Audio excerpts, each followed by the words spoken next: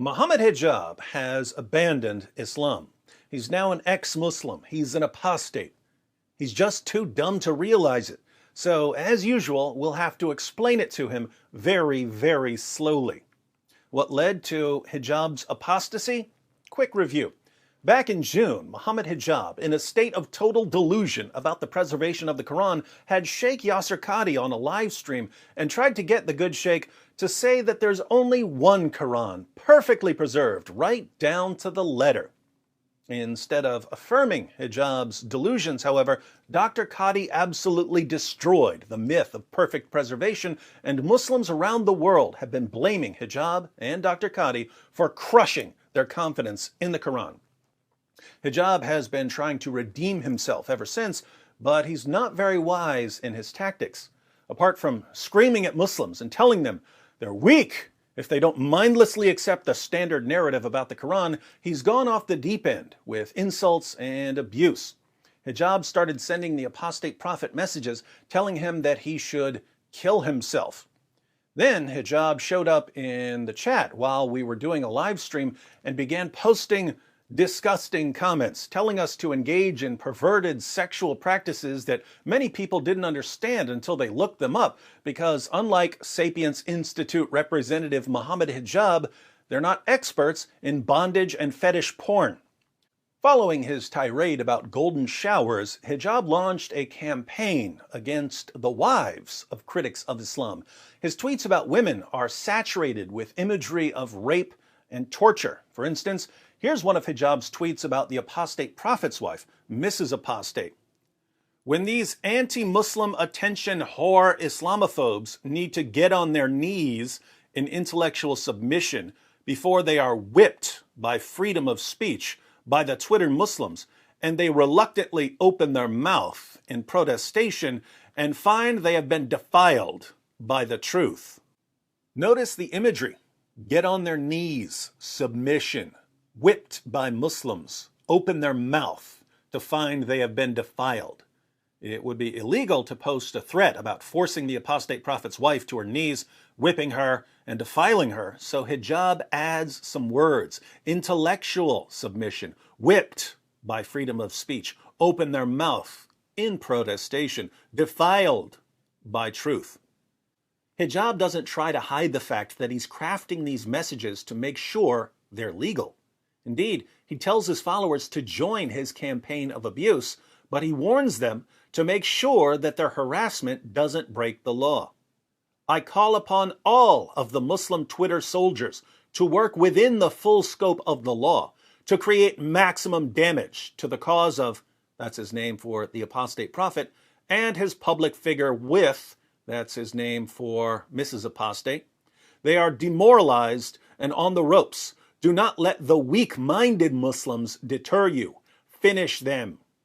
So, Hijab isn't simply using imagery of rape and torture in his campaign of online abuse against women. He's encouraging his followers to do the same.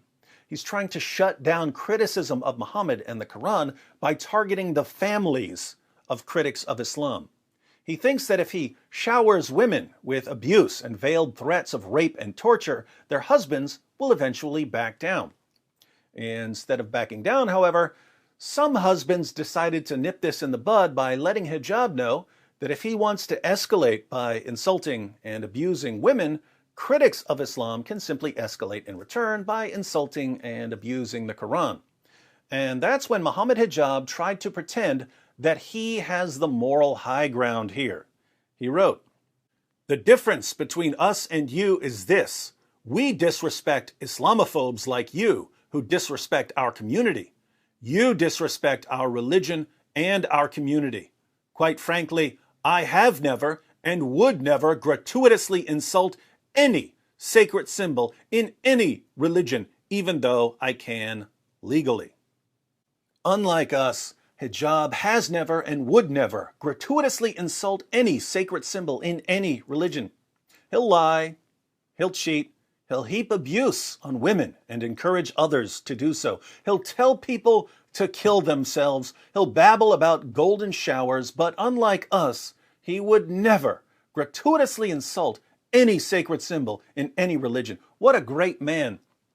He's clearly claiming that it's wicked and immoral to gratuitously insult the sacred symbols of other religions.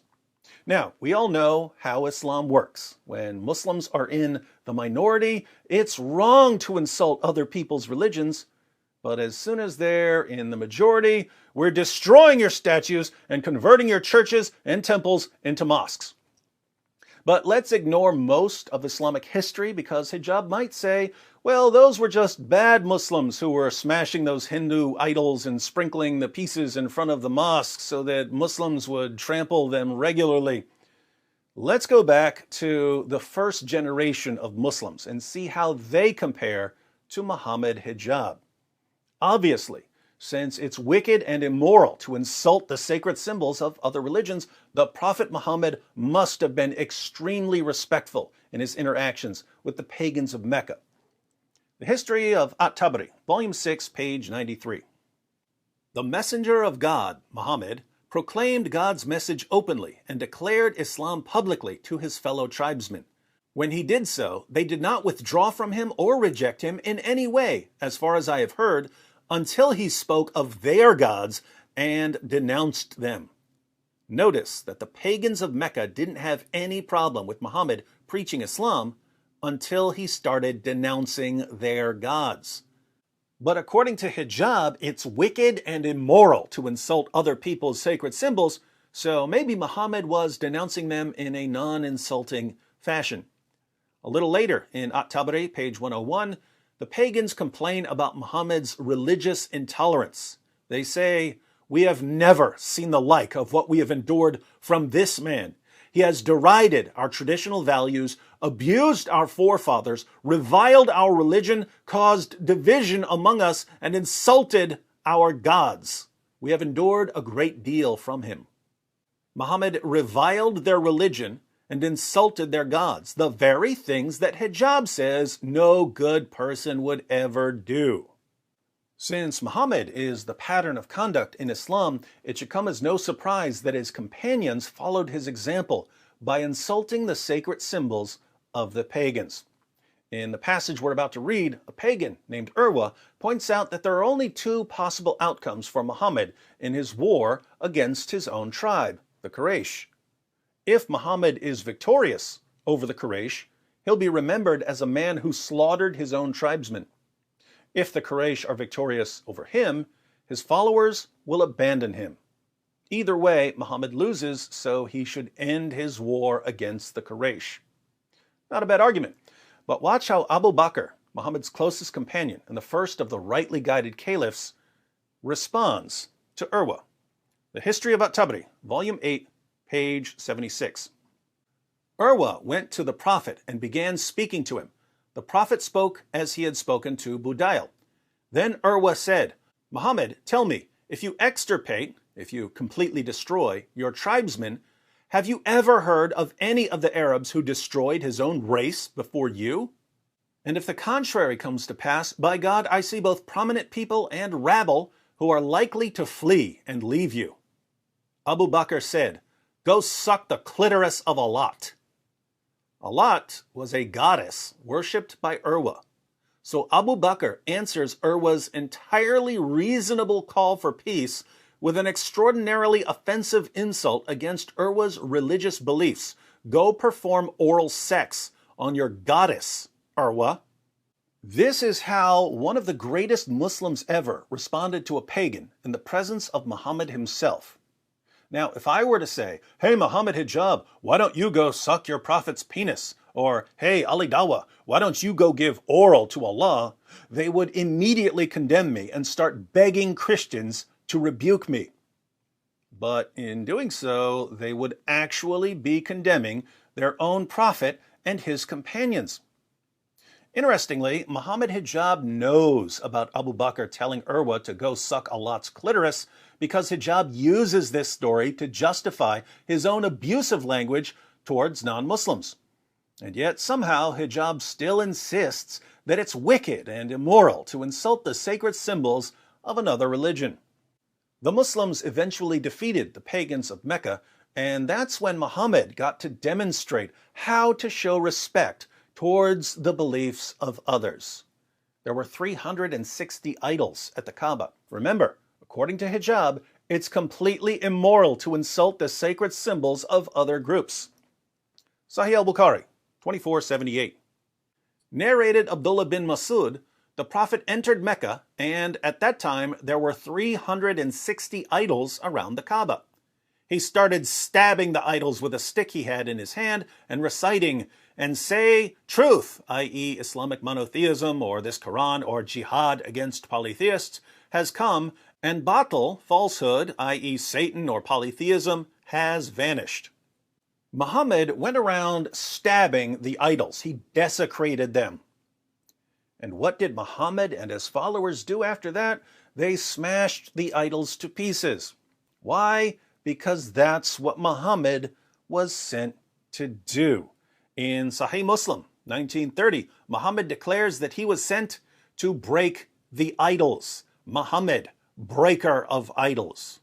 What will the Islamic Jesus do when he returns? Sahih Muslim 389, the Messenger of Allah said, "By the one in whose hand is my soul, soon the son of Maryam will descend among you as a just judge. He will break the cross, kill the pigs, and abolish the jizya, and wealth will become so abundant that no one will accept it." So Muhammad stabs and breaks the idols. Jesus is going to break everyone's crosses. I'm starting to think that this religion has absolutely no respect for the sacred symbols of other people's religions. But what is Mohammed Hijab's boast? "I have never and would never gratuitously insult any sacred symbol in any religion, even though I can legally." Hijab condemns us for insulting the sacred symbols of his religion. He says that he would never do something so evil, so vile, so morally reprehensible. So Mohammed Hijab is better than Abu Bakr, right? And he's better than the Islamic Jesus, right? And he's better than his own prophet, right? And since Allah declares in Surah 33, verse 21 of the Quran, that Muhammad is an excellent pattern of conduct, while Hijab is saying that Muhammad is a terrible pattern of conduct because he insulted people's gods and goddesses, Hijab is claiming to be better than Allah, isn't he? The Islam I hear about from Muslims around the world today bears almost no resemblance whatsoever to the Islam I read about in actual Muslim sources. Allah tells us what a Muslim is in Surah 4, verse 65 of the Quran. "But know, by your Lord, they can have no faith until they make you, O Muhammad, judge in all disputes between them and find in themselves no resistance against your decisions and accept them with full submission." Islam means submission. According to Allah, you submit to Him by submitting to Muhammad. You have no real Islamic faith until you find in yourself no resistance against Muhammad's decisions. But Muhammad is the breaker of idols, and Muslims today tell me that it's wrong and immoral to insult the sacred symbols of other religions. What does this mean? It means that Muslims like Mohammed Hijab are actually apostates. They've condemned their own God and their own prophet. Since they haven't fully accepted all of Muhammad's decisions, since they find within themselves resistance against Muhammad's decisions, they have no real Islamic faith. So guess what, Mohammed Hijab? You and I are actually on the same side here. We're united in condemning your prophet. We're united in condemning your God. We're united in condemning your book. We're not united on whatever creepy golden showers nonsense you're into. We're not united on defiling women and such, but at least we agree that Muhammad was a horrible, horrible person. As an ex-Muslim, you probably now despise not only your former prophet, but also his book. Since you condemn your prophet, you'll obviously want to condemn his book as well. But we've seen, however, that unlike your former prophet, you would never insult the sacred symbol of any religion. You're too good for that. So you want to insult the Quran, but you can't. Don't worry, though. I'll take care of that part for you. I'm David Wood, breaker of false prophets, eater of demonic books. I gave you 4 days with no provocation whatsoever. I gave you time to ponder your mistakes, and you still didn't take down your tweets attacking women. A year from now, you'll be looking back at your decision to abuse women on Twitter as the greatest mistake you ever made. And given your interview with Sheikh Yasser Qadhi, that's saying something.